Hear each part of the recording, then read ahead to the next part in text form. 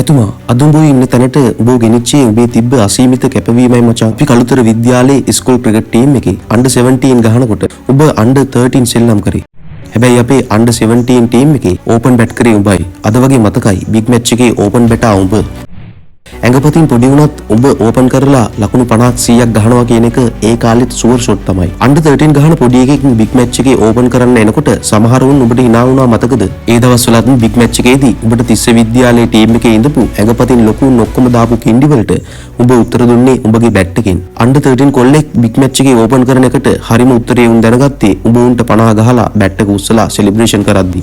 උන්ට උඹ අවුට් කරනවා කියන එක හිසරදයක් වුණා. එකපාරක් නෙමෙයි 100,000 පාරක්. උඹ ඉන්දියන් ටීම් එකේ බෝලර්ස්ලට බැට් එකෙන් උත්තර දෙද්දි මට මතක් වුණේ ඒ කාලේ බං.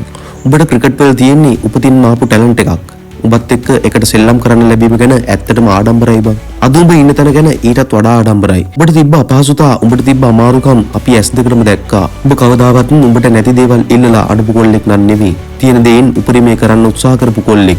ලන්ච් ටයිම් එකට අනිත් උන් චිකන් කද්දි උඹ අපිත් එක්ක හොද්දකුයි බතකුයි කාලා ආපහු සෙල්ලම් කරා. හැබැයි ඔය ලොකු ලොකු නම් තියෙන ඉස්කෝලවල උන්ට ගැහුවේ දුවන්න නේද බං?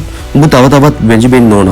උඹට තව තවත් ධෛර්ය ශක්තිය ලැබෙන්න ඕන. ඒ විදිහපු දුක් වලට උඹ නියම උත්තරේ දීලා ඉවරයි මචං. එදා වගේම උඹ තාමත් හරිම නිහතමානී ක්‍රීඩකයෙක්. උඹට කළුතර බෝ සමිදු පිහිටයි.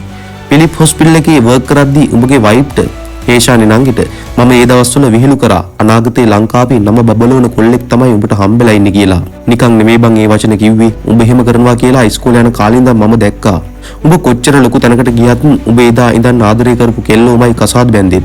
අන්න ඒකයි බං කියන්නේ උඹ හරි නිහතමානී අවංක මිනිස්සෙක්. උඹට දේවල් ලැබෙන්නේ ඒ නිසයි. අපි කියන විදිහට සුනිල් අයියා උඹගේ තාත්තට දෙන්න පුළුවන් ලොකුම සතුට නම් උඹ දුන්නා. තාත්තට විතරක් නෙමෙයි ලංකාවටම උඹ ආඩම්බරයක්. ජයෙන් ජයම වේවා කොල්ලෝ ආදරේ පැතුම්.